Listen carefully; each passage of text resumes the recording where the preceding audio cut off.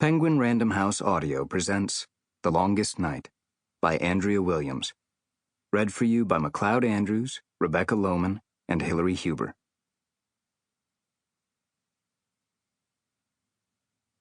There can be no greater admiration than that of the husband to return and find, as he had hoped, that his own wife has met the test of keeping up her end of things.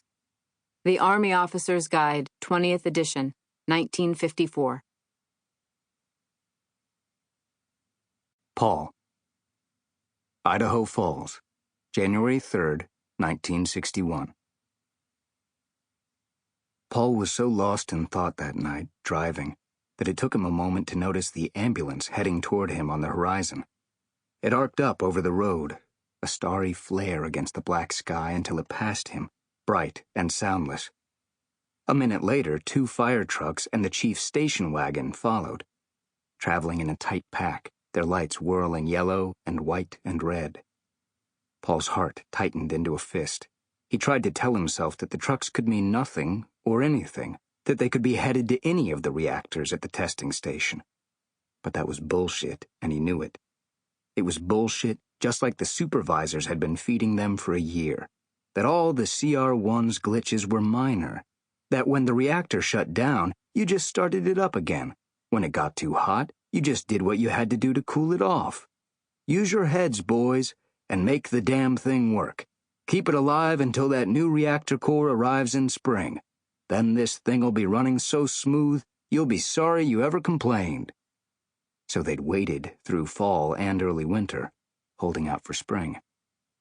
But here it was, the coldest night in an Idaho January, 17 below zero, and every vehicle in the fire department fleet had just blown past, headed due east for the CR1. Paul pulled onto the shoulder and turned his car to follow them, tires grinding on the gravel. He didn't know what he'd find when he got there. Please, let them be lucky. Please, let it just be a false alarm, so they could all endure a nice dressing down from the fire chief, who'd had it up to here with the reactor's problems. But it was the night of the restart, the riskiest operation they performed, when they took the reactor from stone-cold nothing to full power. He sent a silent thought to the boys on shift. He thought of his wife, Nat, too. The way he'd left her at home, the awful things he'd said. If he didn't get a chance to apologize, this would be how she'd remember him, hard and cruel, driving off with a back seat full of clothing. His car bumped onto the dirt road toward the reactor, and his thoughts became scrambled by fear.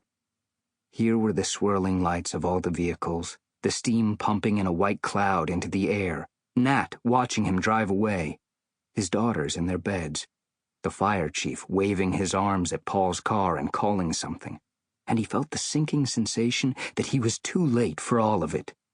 For Nat, for the boys, for his daughters, for everyone. And it was just as he had always feared. When the time came, it would happen before he knew it. It would happen without him there. Despite everything he had always done to be ready, he would be too late. Part 1. Coupe de Ville. Nat. June 1959. Nat was the first one out of the car. She stepped into the dirt parking lot, her low-heeled shoes printing chevrons into the reddish dust. Ahead of them, the lake shimmered blue, dancing with sun. They were somewhere in northern Utah, one day out from their final destination in Idaho Falls, and not a moment too soon. For the past 2.5 weeks, they'd been driving cross-country, Virginia to Idaho, in the 55 DeSoto Fireflight her husband, Paul, had bought used a couple of years before. Paul was starting his next Army tour in Idaho Falls as an operator for a small nuclear reactor. "You moved for Uncle Sam," he told Nat, "but you still found your own transportation."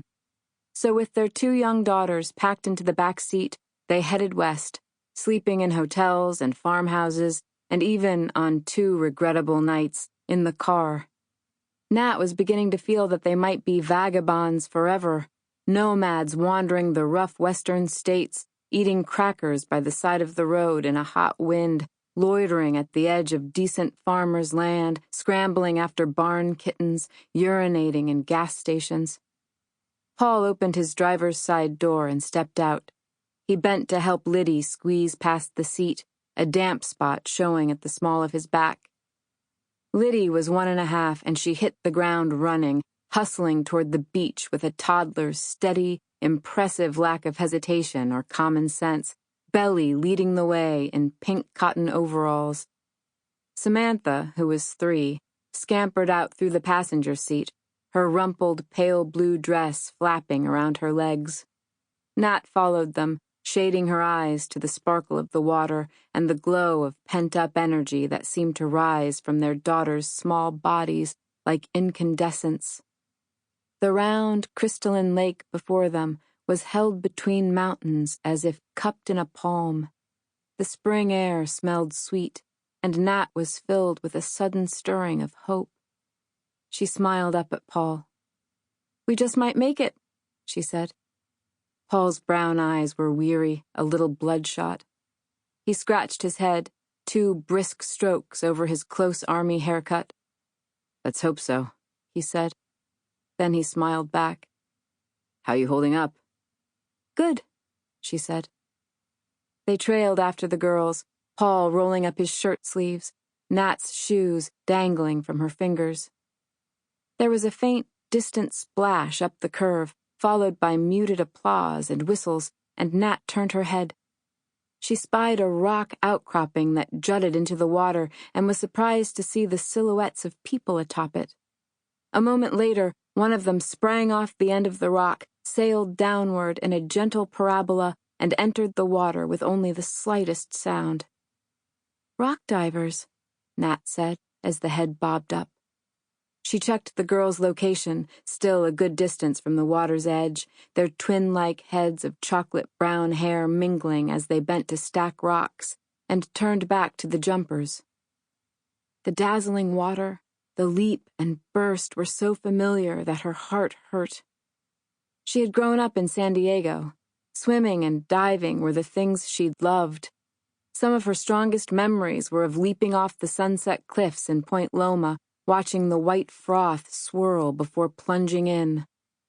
Paul was watching her from the corner of his eye. "I'm going in," she said. "Going in where?" he asked, the suspicion in his voice showing he knew her well enough. "Up there. I want to jump in." His forehead crimped with uneasiness, and a pulse of guilt ran through her.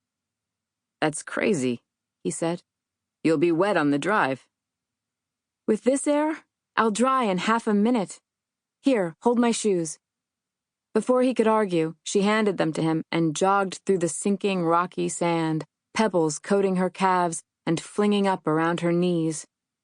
"You don't know those people," Paul called. She turned and waved. "It's okay. Be back in a second."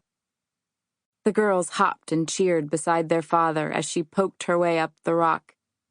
Even from a distance, she could see Paul's disapproval, the tenseness of his shoulders and straight line of his mouth. For that one moment, she didn't care. When she reached the top, she saw the jumpers, 2 men and 2 women.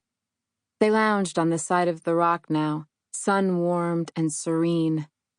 They seemed about Nat's age, 24, and she wondered at their lives, at what had brought them to this rock midday, free from the responsibilities that regulated her own hours, children and meals and cleaning and ironing. She had been like them once, only a few years ago, and for a moment she paused as if watching grainy, silent footage of herself. "Hi," one of the men called, and Nat came to her senses and said hello. Now that she was this close to them, she felt a little self-conscious, and she said, "The water just looks so alluring." As soon as she said alluring, she regretted its dark, slightly affected tone and wished she had used a more regular word instead. "It's wonderful," said a woman, plucking at the tight-fitting skirt of her red swimsuit. She looked up at Nat, cocking an eyebrow. "But you're going in like that?" "I guess so," Nat said, smiling. She stepped to the edge, and curled her toes. Her dress hung around. Sample complete. Ready to continue?